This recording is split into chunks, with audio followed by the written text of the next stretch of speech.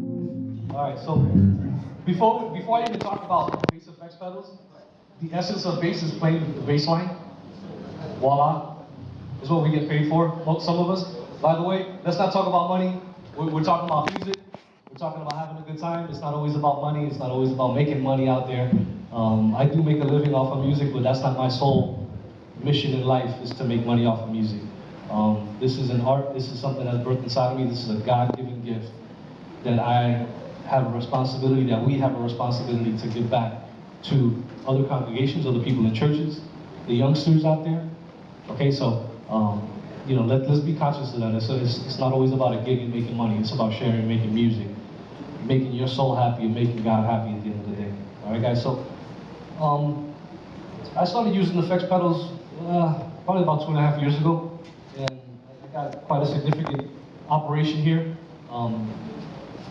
Compared to some bass players who just bring a bass, a cable, and an amplifier. That's all we need most of the time. But just to add a little bit more flavor, a little bit more spice to the whole thing, having effects pedals, the guitar players shouldn't be the only ones having fun out there with effects pedals. So we could do some of that stuff with bass. But the essence of bass is to play the bass line. All right? And one of the things that really, one of the artists and that I listened to that really was like, wow, man, that's funky. And it sounded really cool because it used bass effects. It was Bootsy Collins. All right? So you have Bootsy out there, and forgive me for all those super religious people out there. I'm sorry, I don't mean to offend anybody. I have a relationship with Jesus Christ. No music, no person, no entity will separate my love for Jesus or Jesus' love for me. So I do listen to some secular music, nothing that's going to disturb my soul, or I'm not listening to, I'm gonna steal your wife and take your kid. None of that stuff. But there's some music that you can listen to. You can take some ideas and apply them to your instrument. All right. So other people may struggle with that. Then don't do it. Plain and simple. But like I said, I was inspired by Bootsy a lot. Man. He played with an envelope filter, what is also known as a wah pedal. It's an envelope. It takes a signal and it kind of just mixes and mashes it. And twists it up, inside out, upside down. It's pretty cool. But at the end of the day, like I said before, the essence was the bass line. So he has something like this.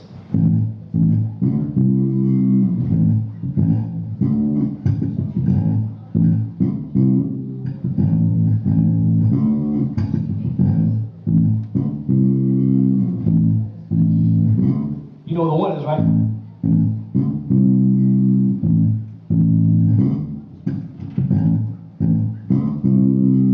Slap on it.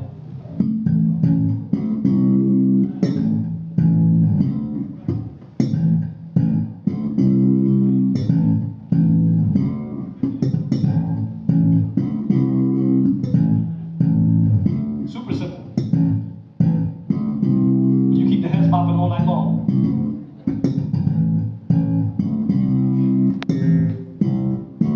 Put some envelope filter on that.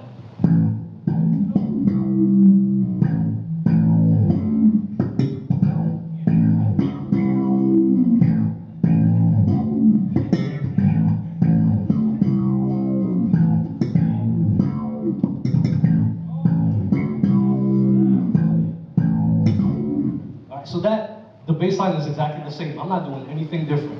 I just added a little bit of envelope filter on there, and it takes it to a different level. Right? It sounds really cool. It's pretty fun. I love it. Adding effects, at the end of the day, it's just an added flavor. Okay? It's not going to take away from your bass line. Your bass line still needs to be there. It still needs to be solid. All right? It's still got to be groovy. It's still got to be funky. You can just add something really sweet to it, a nice little effect that'll complement what you're already playing.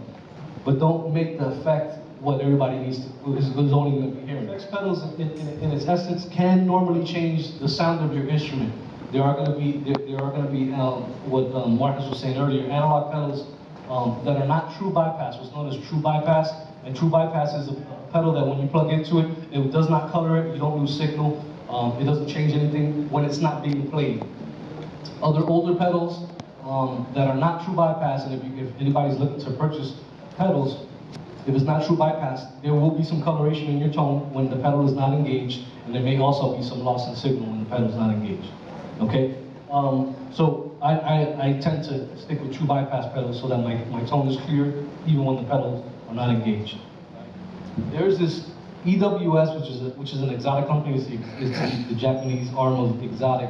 Makes this pedal called the BMC, the bass mid control. One of my favorite pedals actually. It's really stupid small. It's pretty tiny. But for me, mid range can make or break bass tone. Mid range is so finicky, it's not even funny. So what this pedal does is you can go from frequencies. You can select certain frequencies in the mid range. You can adjust those frequencies, but then you can also adjust how much dB I can cut or boost dB in that frequency. All right. So that's my tone without it engaged. Now I just engage the mid control, and there is a clarity in the mid range now. That's not there now, but it's there now. Okay.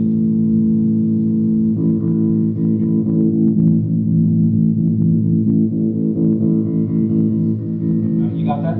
So. Like I said, mid-range can really destroy a sound or really make it sound sweet. So if I'm in a room that is boomy and I don't want so much bass, I don't want so much low mid coming through, I want to make it a little bit more clear, I can use that pedal to help me out a little bit, if you will, when I'm playing. Guys, please don't overuse bass effects. You will get fired. Exotic also makes a preamp pedal, which is for passive basses that has bass mid and treble controls. I'm in passive already. So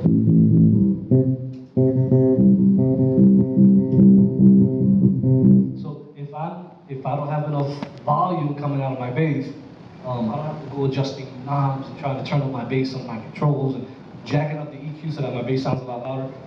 You can, and I have a 73 Fender at home that if I needed more juice, I'll plug it into this pedal. I